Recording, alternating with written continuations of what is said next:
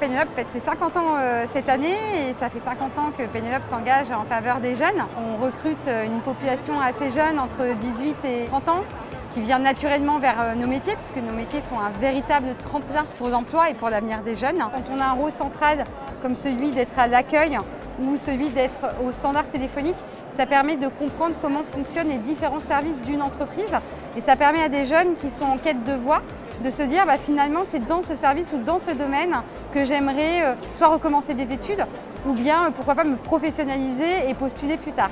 Dans les métiers de la relation client et d'accueil en entreprise, il y a une réelle évolution sur les 15 dernières années avec déjà la digitalisation de l'accueil.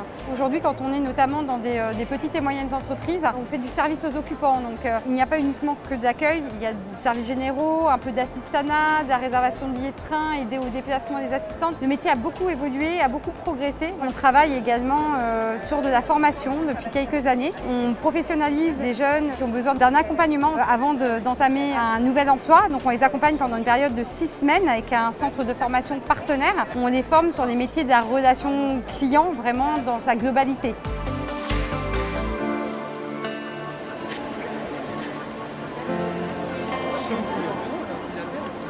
Lorsqu'on rencontre une situation difficile, on va mettre en place des mesures de compensation pour essayer de maintenir le salarié dans son emploi.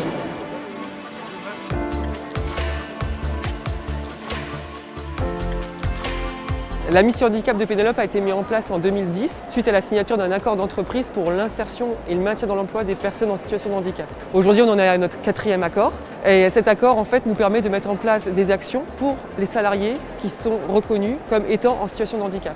Il y a une multitude de choses qui sont mises en place. À la fin, on va demander si la personne a besoin d'aménagement spécifique, si la personne a des contre-indications médicales. Si jamais il y en a, on va trouver le poste qui correspond. Si jamais il y a besoin d'aménagement, on va mettre en place des aménagements de poste, bien sûr toujours sous la validation du médecin du travail. Il y a également des formations supplémentaires qui sont proposées sur les sites. On va former tout notre personnel interne pour travailler avec une personne en situation de handicap. On va sensibiliser à un handicap spécifique s'il y a besoin. Je ne vais pas me limiter à une pathologie spécifique parce que l'important pour moi, c'est les compétences, le profil de la personne et sa motivation.